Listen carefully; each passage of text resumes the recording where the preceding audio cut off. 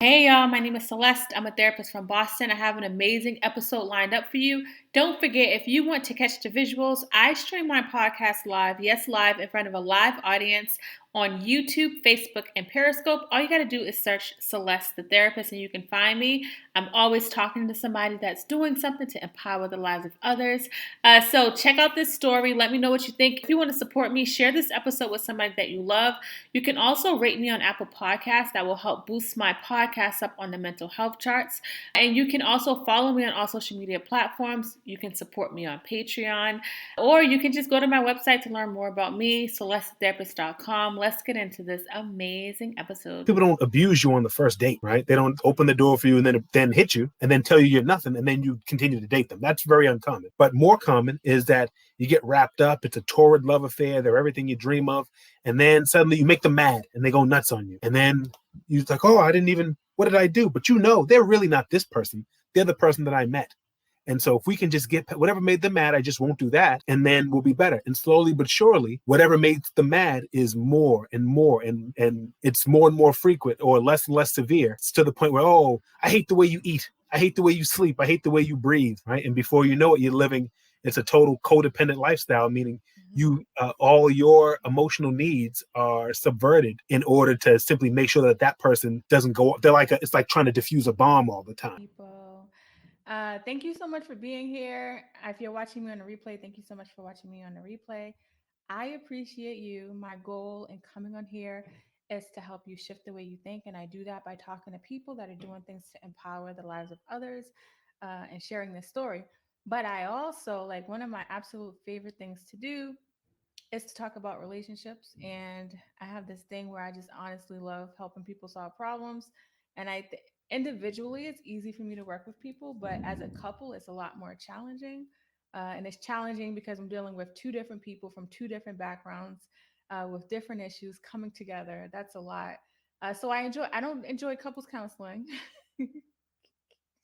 I don't know couples counseling, but I actually enjoy talking about this stuff.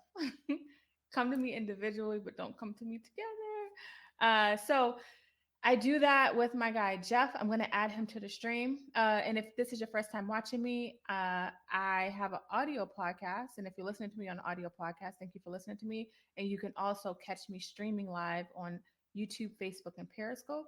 And I'm going to bring Jeff onto the stream. Hey, how's it going? This is my guy, Jeff. Jeff, how are you today? I am delightful. It's Friday night. My work is not even a little bit done, but it will be by Sunday, just in time to restart again. You make it sound really mundane. Just in time to start again. It's good. I'm saying it's good to be busy, but it is. I appreciate you being here.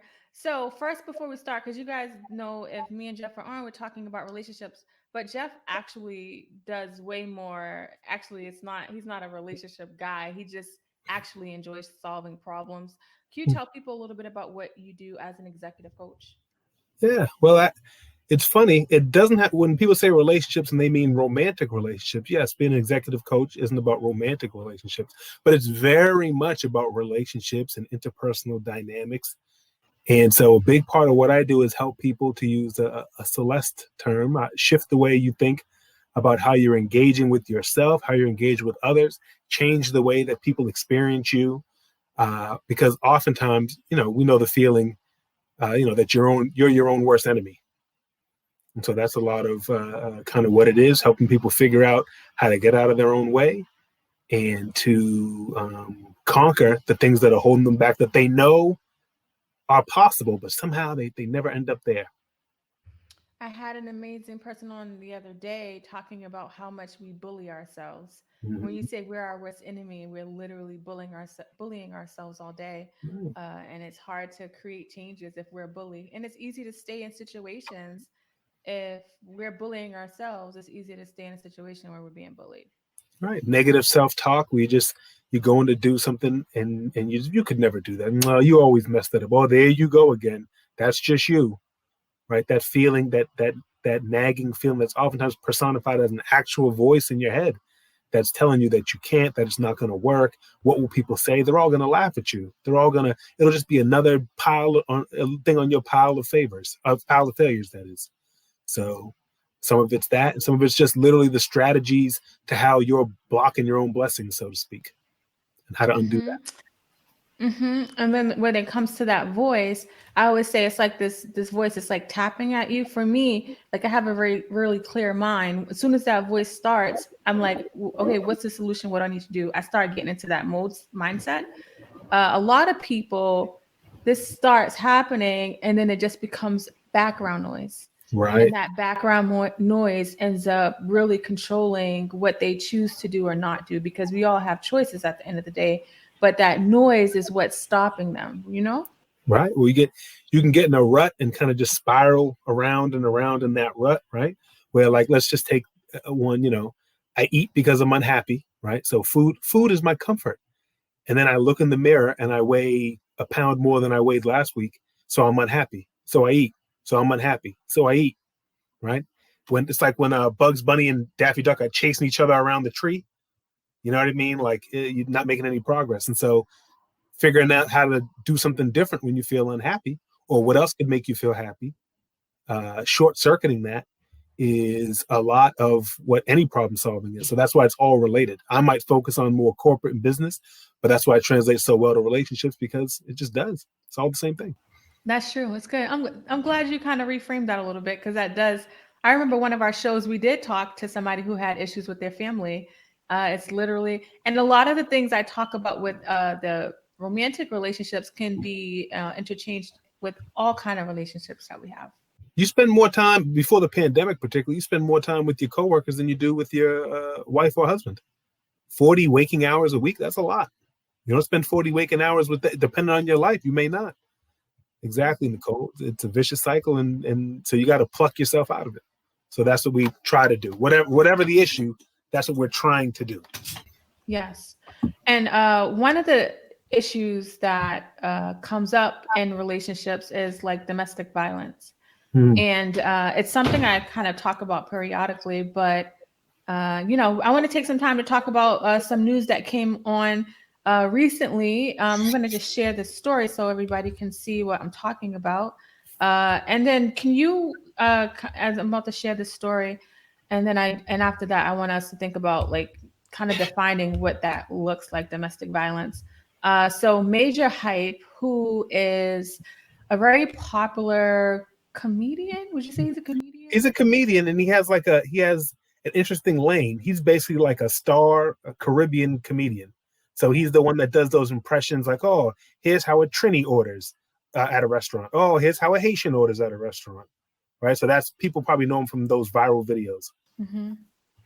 And so his estranged wife reports that he abused her for years. It says, I'm not going to read the whole thing, but basically, she talked about asking her family to forgive her. She stayed away because he beat her so bad that she was not like she couldn't really recognize her. And he's somebody. It looks like he has 1.1 million followers on Instagram. Before the pandemic, he was doing shows. People liked him. He's popping, right? So, like, first, before I go into this issue, I want to talk about Major Hype, but I want to ask you to help us define what domestic violence kind of is. Oh yeah. Oh well. I think most people are familiar with the idea. In this case, we're talking about physically, but really, it's physical abuse, threats of abuse, even just saying, uh, shut up or I'll make you shut up, right? Even I would count those things. I think those things clearly count, right? Just instead of dealing with somebody like an equal, trying to hurt them or coerce them, or actually following through and doing so. Hmm. And I think when you say like shut up, I think that feels a little bit more overt and clear. And Mm-hmm. there's some things that aren't as clear that people may not see or recognize. The isolation piece, trying to isolate you from. Yeah. There's the financial abuse, Mm-hmm. and I think that because if, a lot of people only know about the physical abuse as being part of the thing, but there's a lot of emotional abuse, as well, that people kind of struggle with and don't even understand that they're in an abusive relationship. Right. Well, right, because there's different kind of gradations, but certainly somebody, telling you a common thing that says, "Look at you. That's what the way you're like this. No one could ever love you. I don't know. I don't even know. Sometimes I don't know. You're lucky you're with me, right? Making someone feel like they're unlovable, and I'm the only one that could ever love you, and therefore you're lucky, and you're lucky whatever you get. Financial abuse, right? Somebody controls your spending to the point where you're not allowed to purchase things or make any decisions. You're reliant on them, right? Oftentimes it has to do with control and making somebody so reliant upon you that that they don't have independence in their own life. Yeah. And I think that for somebody who's never been in that situation, they may struggle with understanding, like, why would somebody stay in a situation like that? What do you say to those people that may not understand, like, the kind of psychological dynamic behind, the why people Right. kind of get into the situation? Well, there's so many reasons, but one thing that I think you see is that people don't abuse you on the first date, right? They don't open the door for you and then hit you and then tell you you're nothing and then you continue to date them. That's very uncommon. But more common is that you get wrapped up. It's a torrid love affair. They're everything you dream of, and then suddenly you make them mad and they go nuts on you. And then you're like, oh, I didn't even. What did I do? But they're really not this person. They're the person that I met. And so if we can just get whatever made them mad, I just won't do that, and then we'll be better. And slowly but surely, whatever makes them mad is more and more, and it's more and more frequent or less and less severe. It's to the point where, oh, I hate the way you eat. I hate the way you sleep. I hate the way you breathe. Right. And before you know it, you're living, it's a total codependent lifestyle, meaning Mhm. all your emotional needs are subverted in order to simply make sure that that person doesn't go. It's like trying to defuse a bomb all the time, right? Mhm. Walking on eggshells is the analogy people use. Mhm. And Mhm. so you don't realize you're doing that. Or sometimes people feel like, well, and then when they blow up later on, they apologize and they say, listen, I'm so damaged. I love you so much, but you're the only one that understands me. You're the only one. And they kind of gas you up like, you're so good at taking my shit. You're so good at it. I kick you in the teeth and you keep coming back. That's great. That makes you a good person. And Mhm. people weirdly, I don't want to say weirdly, but counterintuitively, they eat that up because they go, well, I'm like the abuse whisperer. This person there, I'm the only one that can stay with them. And we're saying all this. Sometimes they just say, if you leave, I'll kill you. Yep. Yep. And that psychological abuse is hard. And an example, I actually had Jermaine Morris on my show yesterday. He talked about this experiment where you put a frog in water, right? I was If gonna you were say to the put same a thing. frog in hot boiling water, it will jump all the way out really quick. But if you put a frog in water and little by little change the temperature, the frog will literally adjust to the environment. Mm-hmm. And I Right. think when you think about domestic violence, it doesn't start, from you're nothing and all of this negative self talk. It starts with being kind, and then little by little, you make excuses for the little things that come up. Over time, the little excuses add up, but you've already acclimated yourself to that environment where you just kind of stay. And it shows you how powerful the mind is, because logically, some people are know they're being abused, but and they'll leave and they go back, and it's a lot of psychological trauma from being in that situation that makes it really challenging to leave. Yeah. It's not. I wish it was uncommon, but it's actually fairly common. I Mhm. mean, most people know. It's common enough where 100, 150 people. They actually call that Dunbar's number, right? That's the number that most people know. Like that's like most people's circles about 100, 150 people. You certainly know somebody that's enduring or delivering abuse like this. You like factually, if you know 150 people, you do, because it's not rare, unfortunately. Yeah, unfortunately. And when I bring up Major Hype, he's a public figure. And so how do you think people should respond to this? Or how do you think people respond to this? Because you got one person saying one thing. I'm not sure if he came out and said he did not abuse her or not. But So I think what do you just say? now, Celeste, I think just like literally when I say this, as we're doing this, he just ended a like an IG live or a Facebook live where I believe he denied everything. Okay. We didn't watch it, so I don't know. I don't think it was because I saw a few comments that said oh, this was like this was just like R. Kelly's Gayle King interview. So of course R. Kelly denied everything in that interview. So that makes me think that Majah Hype denied it too. Sorry, we didn't see it because we're doing this. But this is as prickly an issue as you can imagine because the emotions are so high.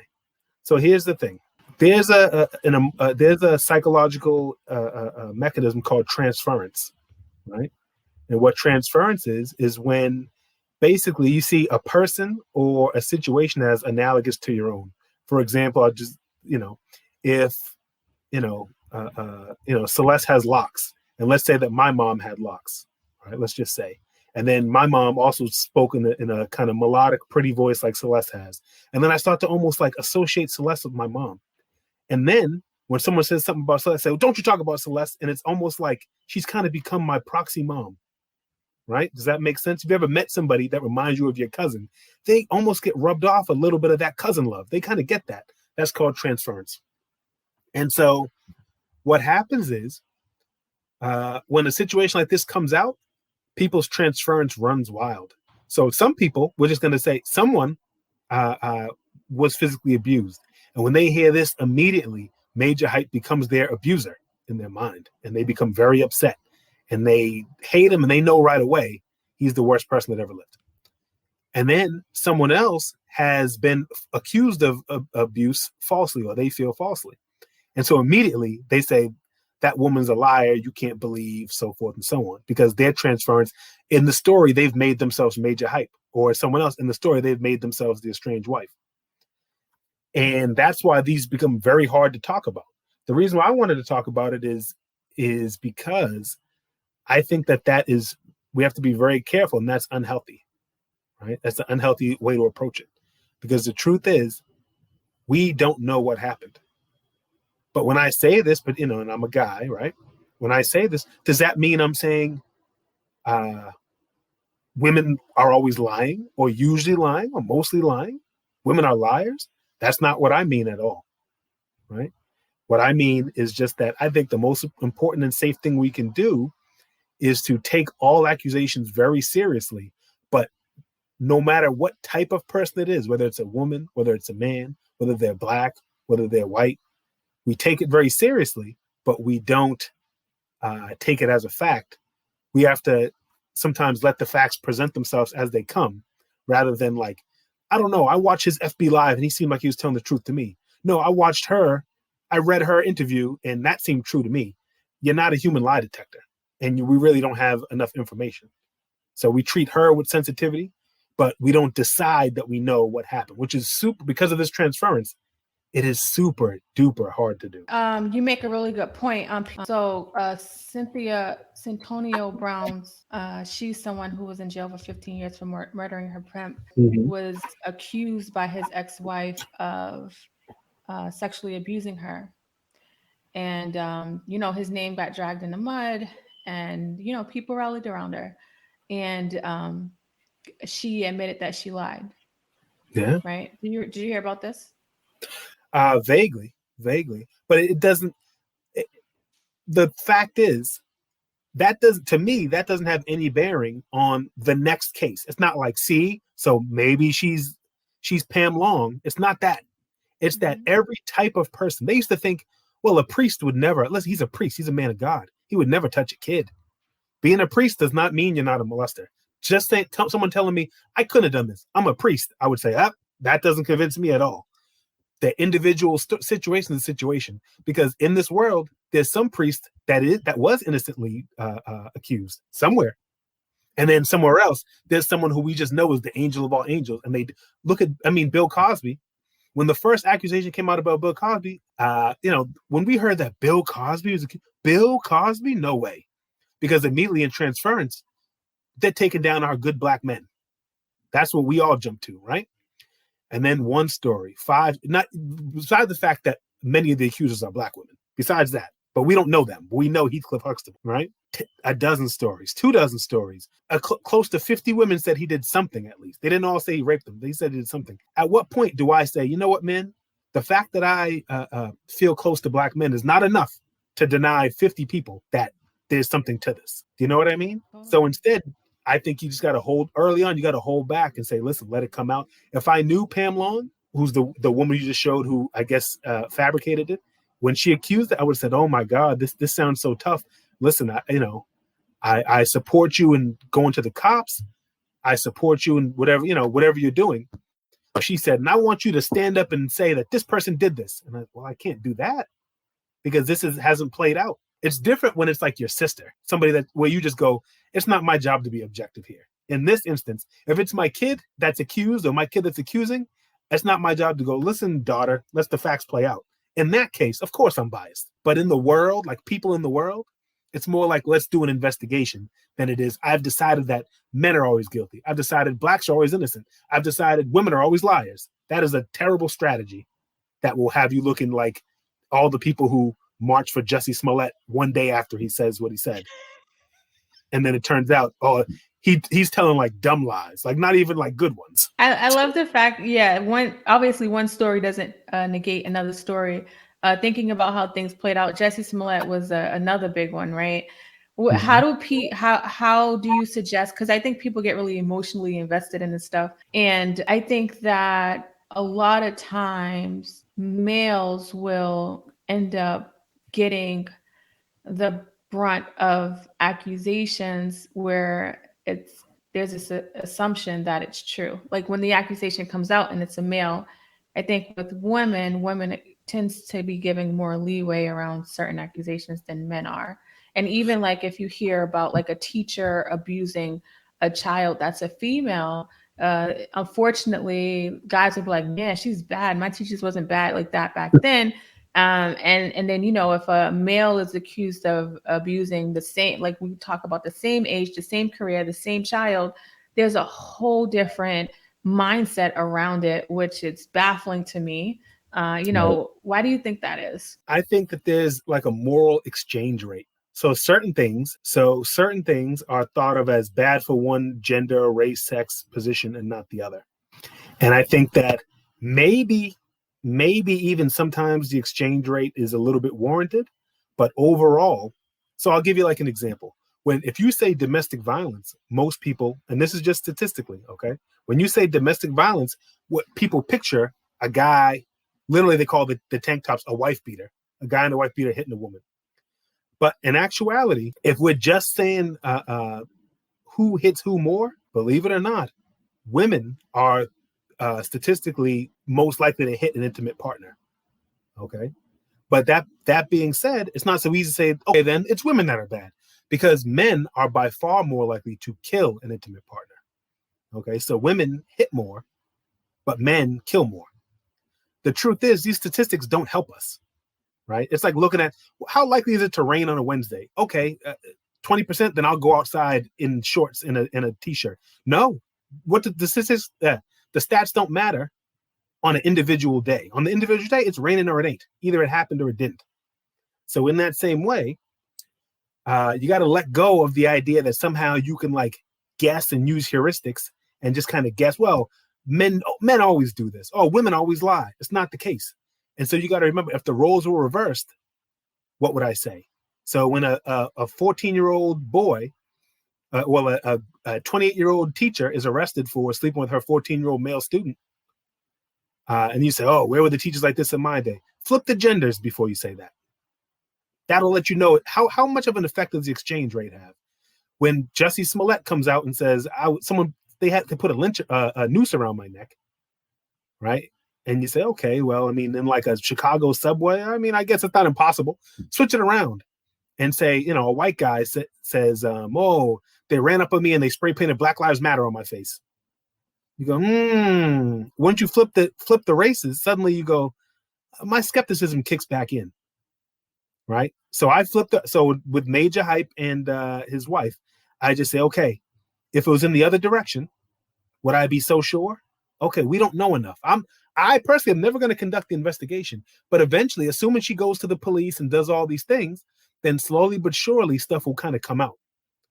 But don't dismissing Bill Cosby accusation because you like him and he's a proxy grandfather to you.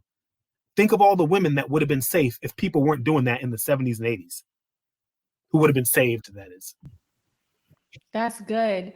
And I love the fact where you flip the script. 'Cause when you flip the script, it makes sense, right? When Little Wayne talked about, or somebody in his camp talked about, getting having sex, having their virginity broken by, it was a video that went around. They were 14. It was kind of bragging about it, and I think that people don't even understand like how like bad that was to happen. Like that's sexual abuse. A lot of men struggle with communication and they only know how to have sex because a lot of men were abused growing up. And I'm not just talking about it could from females and from males. Well, I'm just so like, I happen to have been, I was a 13-year-old boy for a whole year. So I happen to have been one. And so I can tell you, when I was 13, if some bad video vixen 22-year-old had wanted to have sex with me, I would have done it. I would have said, this is abuse. I would have done it. But it would have been so weird and I would have been so wrapped up in her. She would have been by far like the closest I come to touching a woman since the day I was born. Like a woman, you know what I mean? Mm-hmm. And if she'd have said, oh, go murder somebody, I said, anything for you, boobs. I mean, lady. I mean, only grown woman that I've ever, you know what I mean? Like, so that's why it's abusive, not because it's like disgusting. Like I hated boobs at 13. Trust me, I did not. But I know I like boobs. I remember being 13. I like boobs, but I thought I was ready for women, but I'm barely ready for women now. So I certainly wasn't ready for women when I was 13. And it's a power dynamic, right? I'll flip the script in a weird way. Let's say that there's somebody that they only date people that have special needs, people that, I'm just saying have Down syndrome. They are neurotypical. They don't have Down syndrome, but they only date people that do. But they're the same age, so it's fine, right? No, there's something bad about that because they're not equals. They're not equals as people. They have equal human rights, but they don't have the same capacity. One of them is too susceptible to being manipulated by the other. That's what it's like to be a 13-year-old boy with a 28-year-old woman.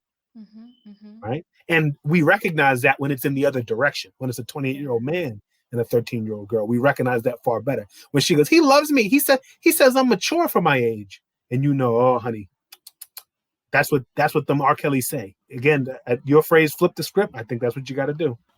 So how do you think, people should respond? Like, if I go and reshare one of his videos, am I not supporting her? I think one of the things that when this comes out, there's this like split in support, and people that may still like his stuff or whatever can be ostracized and Yeah. canceled. How do you think that should work? That's interesting. So in terms of like sharing his videos or whatever it is, I think there probably is something it might not be the time for that. Does that make sense? I think there probably is something insensitive about that. I personally try to separate the art from the artist, and here's what I mean by that. I don't now pretend that I don't like the Cosby Show. I never like that. When Rudy sang "Hey, night and day," I don't pretend that didn't entertain me. It did. It doesn't matter. I will never do anything to enrich Bill Cosby. I won't pay for his shows, or I won't pay to go see him if he were to get out or something like that. But I don't pretend that the art's not good. So right now for Majah Hype, I would basically put him a little bit on hiatus. Hopefully he's doing it himself. And when everything plays out, since he says he's innocent, it'll end up being that he's innocent. In the end, if nothing comes of it, you kind of got to let it go too, if that makes sense. Like if the wife recants, or if the police investigate and everything, it's like, wait, at a certain point you got to kind of drop and you make your own decision.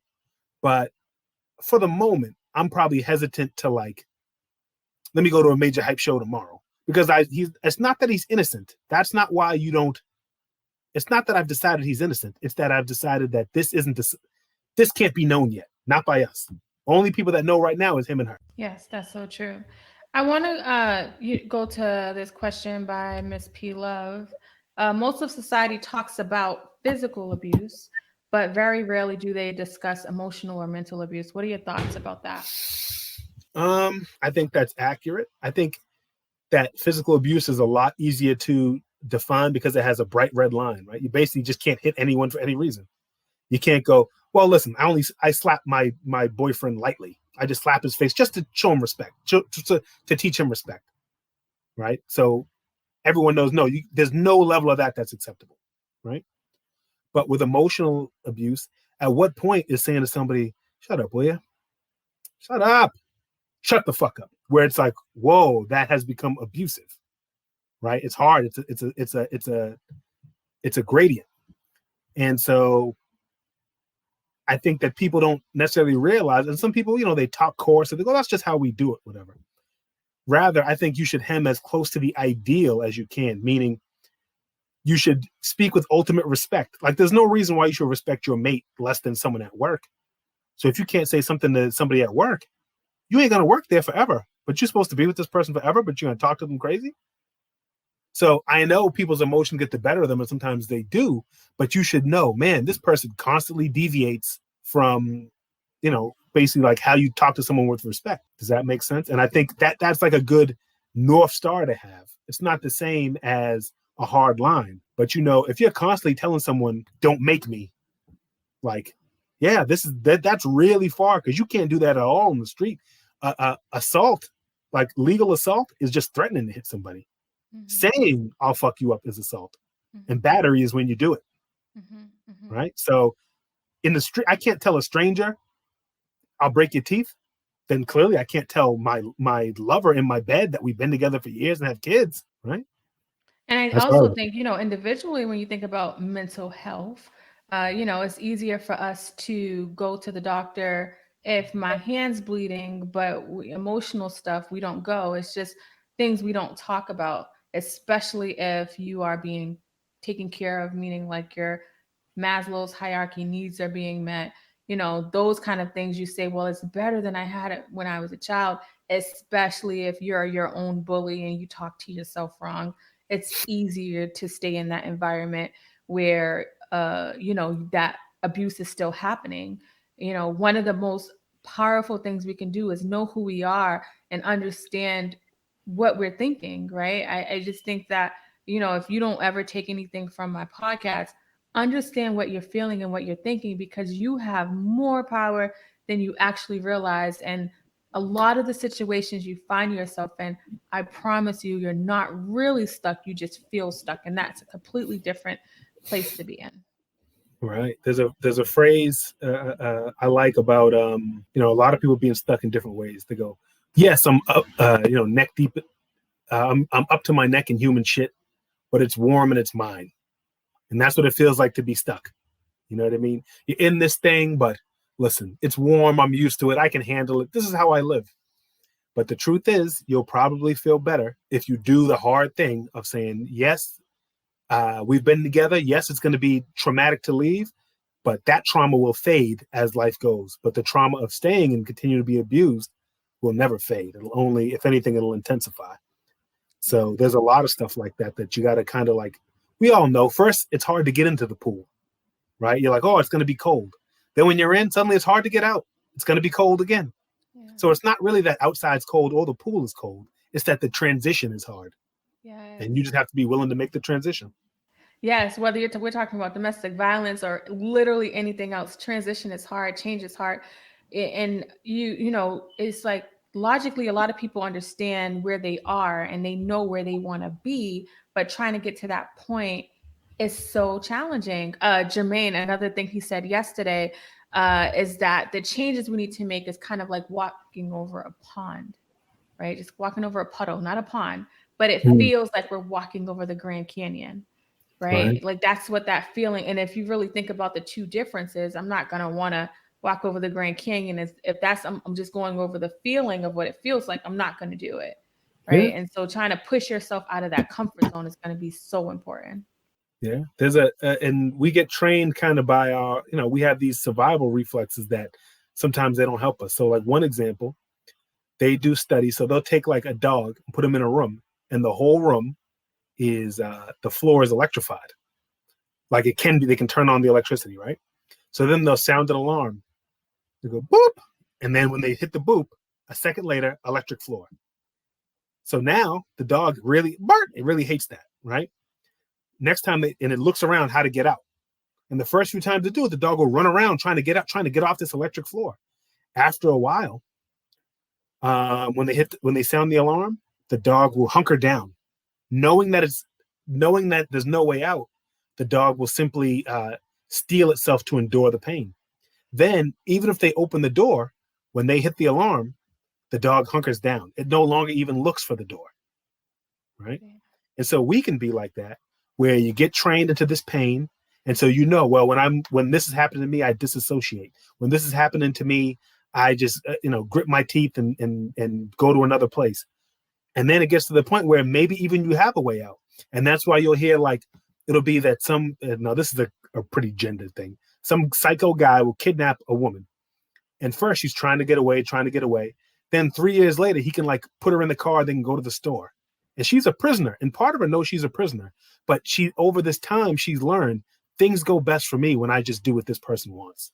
And so now she's looking right at the cashier and she could say, help, call the police right now. But she doesn't do it. Not because she loves her situation. That's not exactly it.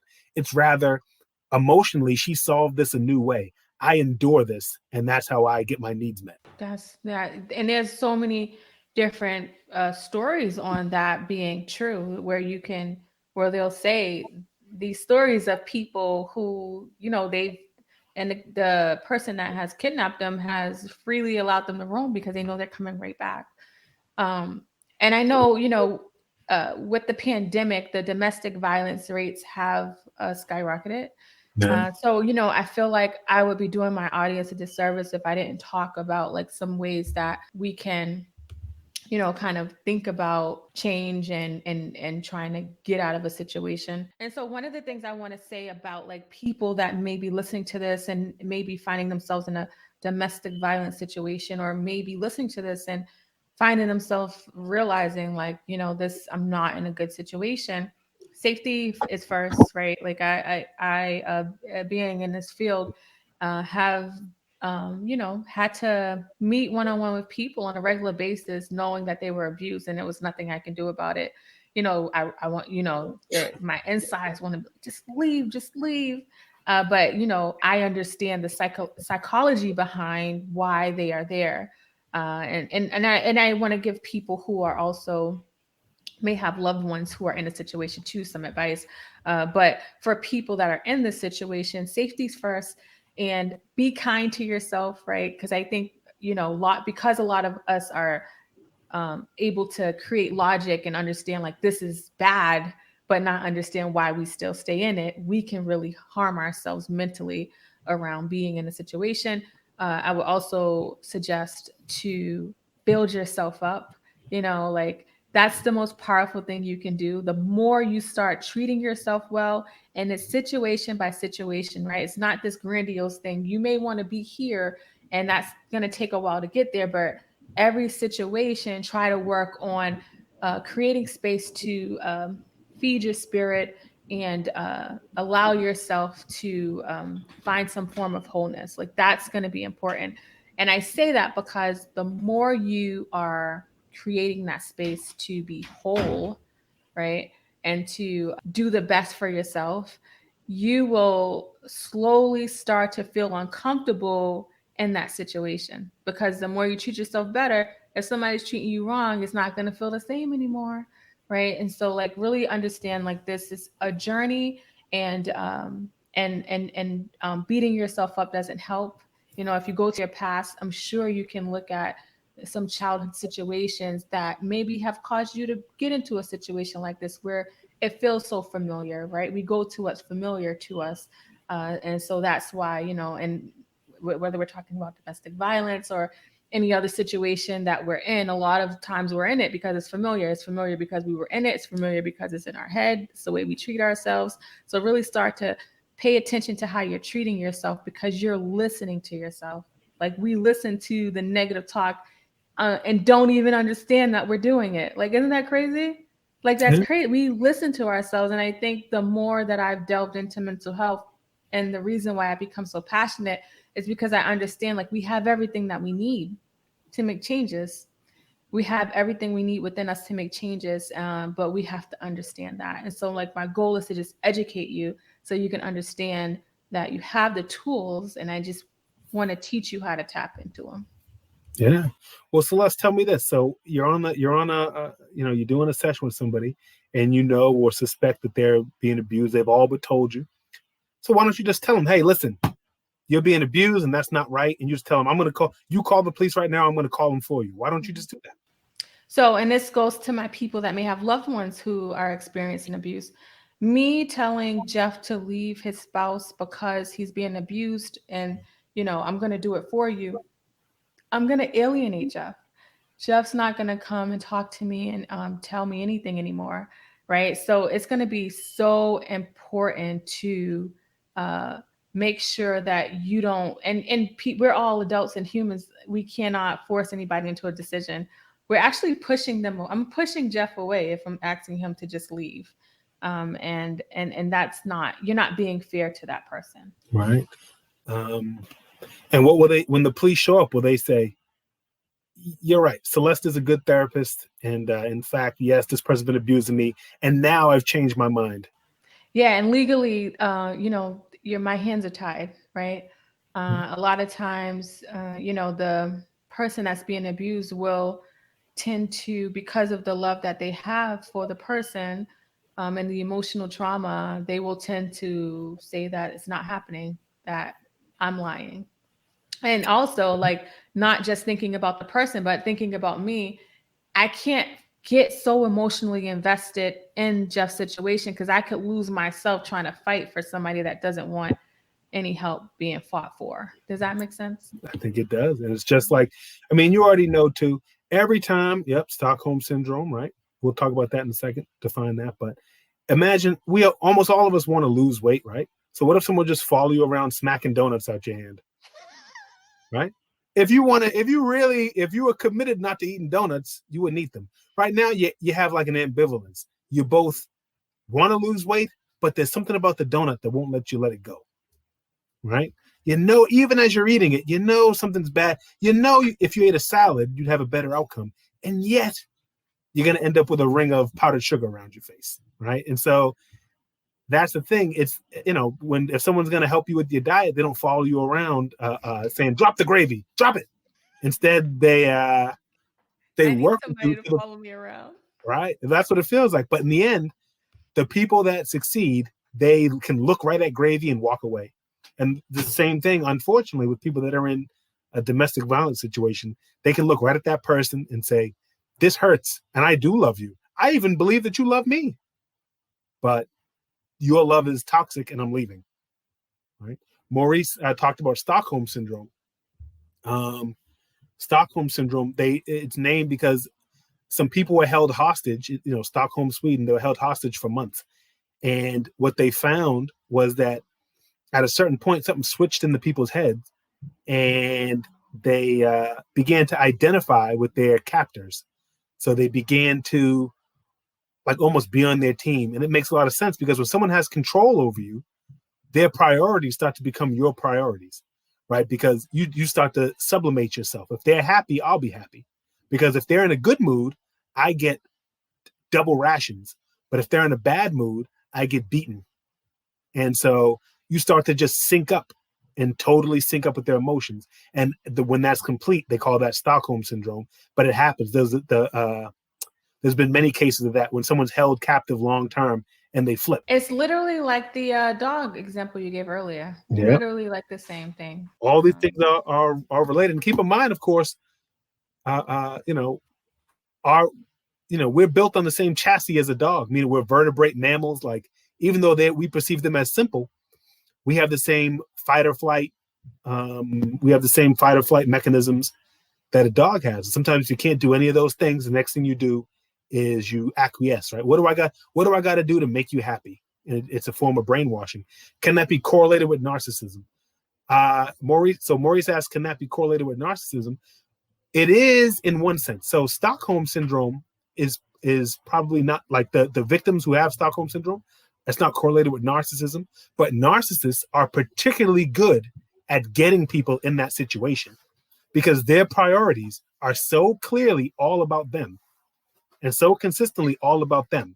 And if you let them, they will drown you in, I'm more important. I'm the most important. Make me happy. I'm going to give you one example. If you guys want one that you've lived through for the last 4 years, the president of the United States is pretty clearly, Celeste can't say this as a therapist, but I can, is pretty clearly a malignant narcissist, okay? Somebody who, like, he's the only real person on earth. Everyone else exists. They're all like what they call NPCs in a video game. You know, in Grand Theft Auto, if you run somebody over, you don't care because they're not real. You're the only one that's real. And that's what it's like to be a malignant narcissist. And so look at all the people that fall in line behind him because of his absolute confidence and his absolute, when he's happy, he's like, oh, let's say Celeste compliments him. Then he goes, oh, Celeste, you're the best in the world. You're so great. You're amazing. My buddy Celeste, I'm going to give you a raise, a promotion, whatever you want. Then Celeste says, I think you should change one thing. He goes, what did you say? You're ugly. You're stupid. You're the worst. You could never compare to me. You're stupid. I never should have hired you. The fire hose of awfulness. So it trains everybody in his circle to constantly just, what will make them happy? What will make them happy? They hide all the people that work in the White House. They hide the real news from them because they don't want to be the one that shows them, sir, you're down in the polls. Sir, you lost. Sir, these legal challenges are not working. If they show him those things, he'll go nuts. So instead, they live in his fake bubble so that they can get the benefit of the happy him. And there's a lot of people in actually narcissistic relationships as well, which is, it's a lot of, for a lot of people that I worked with, it's a familiar relationship to be in because they grew up in that type of, household. So the biggest thing I want you to take from today, because, we talked about a lot. I think the biggest thing I want you to take from today is understanding yourself, right? Understanding yourself, understanding things that you struggle with, and how they're related to your present. A lot of times we see things as if we were kids again in that trauma space. So for instance, like if the sky's blue, I see the sky's blue, but because you grew up with glasses and you've never taken them off and the glasses were purple, you see the sky as purple and I can't tell you anything else until you decide to take those glasses off. Until you decide to address, what happened and what has happened, you're always going to see your life the same way. You're always going to see yourself as a victim. You're always going to see yourself as being stuck. You're never going to see yourself as being the driver in your seat. And that transition, even though I say like until you do it, I'm not saying that it's tomorrow. Let's do it tonight. Let's get it done. It's something that's going to take time, but it's so worth it. It's so worth it. And being stuck can be comfortably uncomfortable, right? That's a comfortably uncomfortable place to be in. It's actually a lot harder to be unstuck. I shared a tweet actually today from Jim Carrey that I wanted to share. Somebody who struggles with depression. He said, I believe depression is legitimate, but I also believe that if you don't exercise, eat nutritious food, get sunlight, consume positive materials, surround yourself with support, then you aren't giving yourself a fighting chance. And I think that we choose what's easy. It's easy for me to like not do the things that I do to allow myself to live. Like that's easy to do. It's harder for me to do the opposite. I didn't grow the way I live my life now. I did not grow up in this environment. I did not grow up going on a hike. You wasn't catching me in the woods. No, not at all. You wasn't catching me listening to Les Brown. You wasn't catching me journaling, right? Like a lot of the things I do now is because I'm like, I don't like living in survival mode, right? But me trying to do that initially was hard. I wasn't sold on it. I tell people this story all the time. When I was 19 years old, I was struggling and I ended up my oxygen level dropped and I went to the hospital. I was at BMC and they told me like, yo, we did all the tests, like everything's fine. And they said, you want to see a social worker? I ripped this IVs out of my arm. I was like, these people think I'm crazy. I was like, they think I'm crazy. They're bugging. I don't want to see nobody's social worker. Y'all can't figure out what's wrong with me. I wanted them to give me a diagnosis, right? So, and that's at 19. So I say that story all the time because I think people see the way I live now and assume that, like it just kind of came naturally, and it didn't come naturally. It was something I had to work hard. But if you work hard now, the rewards are so much greater in the end. Right. But if you do what's easy now, you're going to stay in that same situation. That's back when you was Celeste the Ratchet patient before you became Celeste the therapist. That's back when you tore the stuff off, flipped it over. I'm keeping these pens too. And so you think about it, and a lot of times people think what they think their goals that are going to make them happy won't make them happy. Because you hear that Jim Carrey struggles with depression. You go, what do you mean? He made $20 million of film. He's handsome and famous and all these things. He actually has turned to a second job. He's now an artist now. You might not believe it. He's an amazing visual artist, like these amazing paintings where you go, does he have a whole nother talent? But he does. So how can he be depressed? But there's something called they call it the hedonic treadmill. Okay, and that's that they took surveys of lottery winners and recent quadriplegics, and they asked them, how do you feel? And of course, if you're a recent quadriplegic, right, you've lost the use, you broke your neck and lost the use of your hands and feet. Certainly, you're going to be very low, right? Versus somebody who's won $10 million, you're going to be very high. Then they asked them again in 2-3 years, how do you feel? And you know what? They find the same level of happiness. Wow. Okay, it doesn't matter if you're quadriplegic or rich. In a little while, you get used to it. I don't know if you ever wondered, but you think about this. All of our ancestors that were enslaved, why did they just kill themselves? If you knew you was going to be a slave, your kids are going to be a slave, just kill yourself, right? Because I don't want to do this, but they don't. They find a level. They find a level of meaning and happiness. Most of the people in concentration camps, if the Nazis didn't kill them, they didn't kill themselves, right? And so it's the same thing. So you can't succeed your way or rich your way or plastic surgery your way or whatever you think you're gonna do. When I get my stomach right, it's over for you bitches. You can't do none of that your way to happiness. You know what I'm saying? The way to be content is inner work, the work that Celeste is talking about. It has no bearing on like the way others perceive you, or if only you get this promotion. Right now, you're living a lot of us are living the us of the past dream.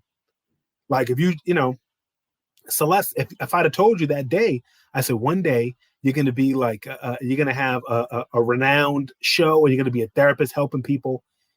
And you'd be like, wow, if I had all that, I'll be living on cloud nine. And now day to day, you still feel like, dog, these kids don't listen. And why do I got to do this? I'm tired of that. And I don't want to, Medicare is saying that, you know what I mean? Like all these frustrating things. Your level isn't higher because once you level up, it's all the same again. And so Yeah. it's a way of inner being is what I'm saying. No, it is. And this has been it's I've had some challenging times even this year, some losses and it's not that life is perfect, but I'm finding the moments, and I'm like holding on to the moments and I'm being in the moment. And I think this year a lot of people have learned that a lot of that stuff they thought mattered didn't matter. And a lot of people are finding themselves really learning that inward is the way to that peace. Because you can't go to a lot of places you used to go. There was a lot of travel junkies. Nothing wrong with traveling, but I think that was their only source of fulfillment, right? And I love traveling. Like you would have caught me on the plane like every few months, but that wasn't my only source of fulfillment, which is why like it feels different. Like I'm still able to pop on a book and like really find joy in that book, right? Even though I can't just hop on a plane and go somewhere. And so like all the other things that I do are added bonus to what I'm already able to provide within. Right. It's crazy to live a life where you hate most of it, but you say, but I'm saving up to go to Bali. Bali's beautiful, but if that's 1 week of your life, and then it's a 1 week of greatness, 51 weeks of horror. That's not good. You could do better than that. You could almost certainly do better than that. This is not privilege where it's like, oh, if only, it's not privilege where it's saying, oh, ball out like me. I don't care who you are, what your field is, whatever it is. There are plumbers that are self-actualized, that have themselves sorted out, and there are plumbers that are living in hell. And I don't mean they're living in hell because they're reaching in toilets. They're living in hell because who they are inside is incongruous with who they want to be. Yes, that's so good. That's so good. I love that. This was a very insightful, yes, Miss P Love. This was a very insightful Thank dialogue. And if anything that we're saying resonates for you, like don't let this just be a feel good podcast. I think we share enough quotes, right? We do enough of like, oh yeah, that was good. That was so good. I loved it. We don't do a lot of action, right? Like we can listen to this and the same way people who are very devoted church members and Sundays they feel really good, right? I grew up in a church where it was a dead church, but on Sundays, we was clapping and singing. And it's the environment, right? If I'm singing these joyful songs, I'm around community, I feel good, right? But then when I'm away, that's when those feelings start coming in. But that's when you pick up Y'all end up picking up social media. You end up calling somebody, texting somebody, and trying to distract yourself from what's there. You can choose to distract yourself from what's there, right? But it's going to continue to grow with or without your consent, or with or without you being conscious of it. It's a choice. You can choose to do that, or you can choose to deal with it, right? And so I personally know that I have a whole world taking place internally, and I want to be a part of it because I want to choose the direction it goes. I don't want it to go into this crazy direction where I start to have all this fear. And it's not that I don't have fear, but I don't allow my fear to stop me. If I allowed my fear to stop me, this podcast wouldn't be here. I wouldn't be in private practice.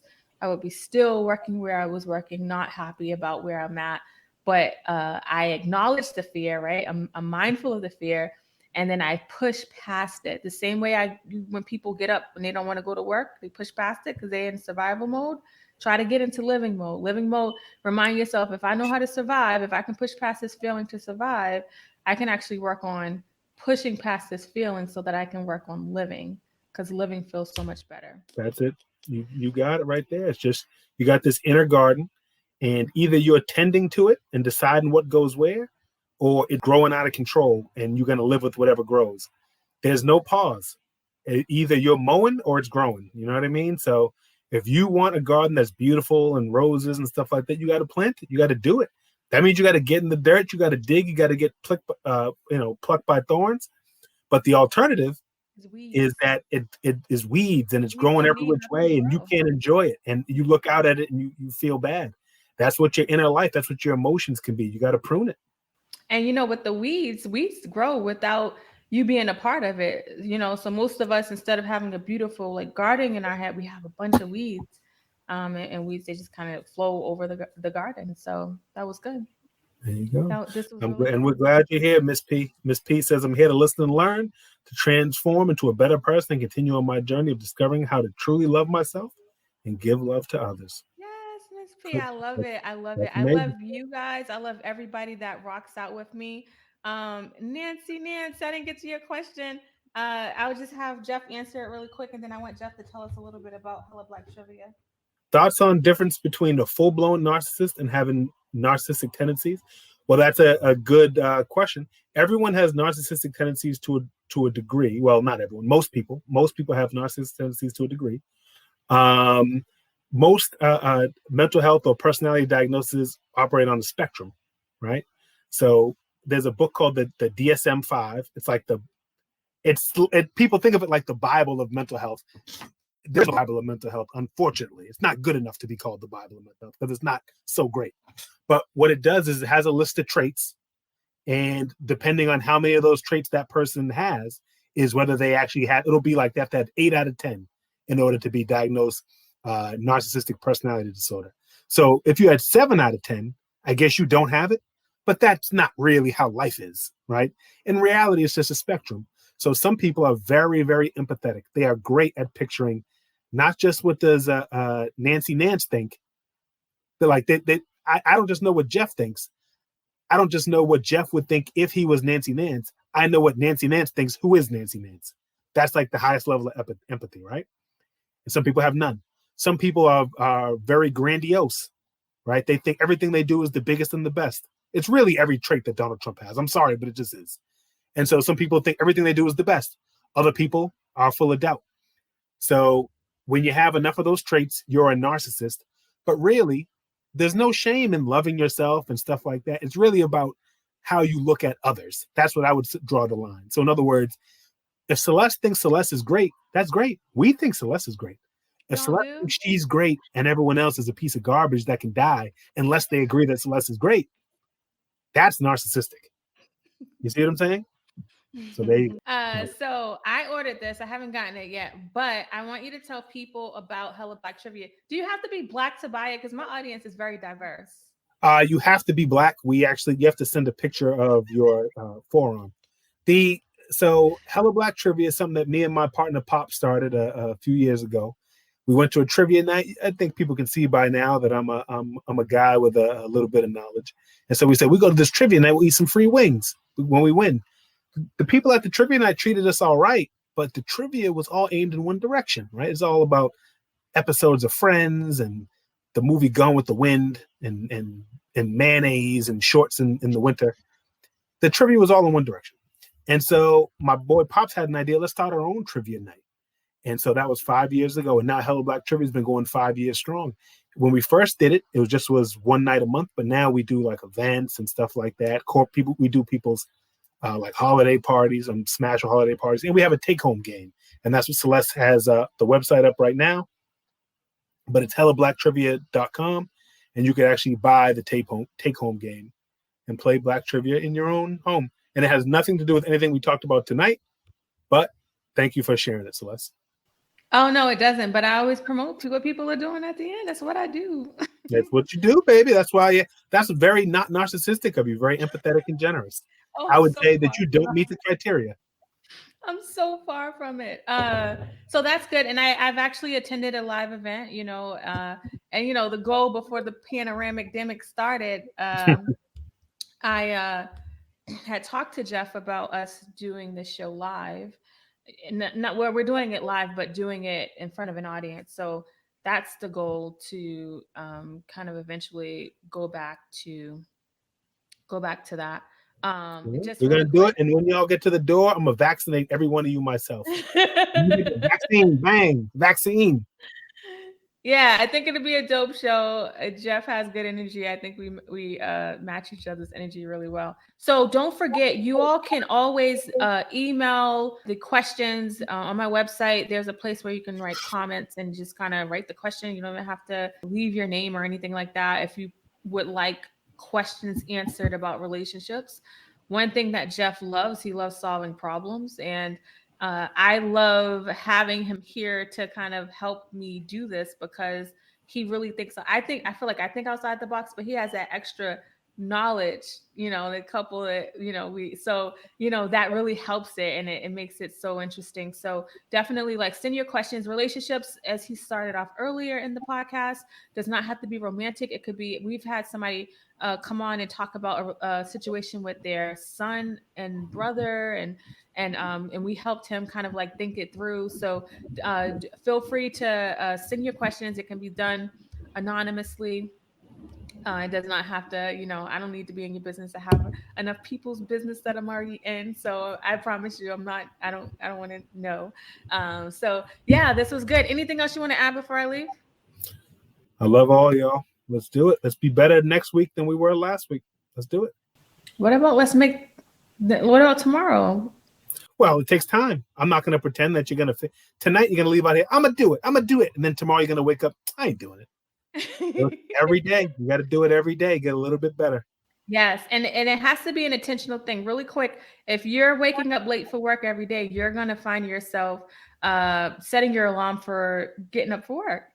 But unfortunately, when we tell, we're telling ourselves, I need to change, and it's like, well, if you really think about it, what am I really doing to create that change? So if you're telling yourself that you want to change, question yourself, challenge yourself. What am I doing to change? Right?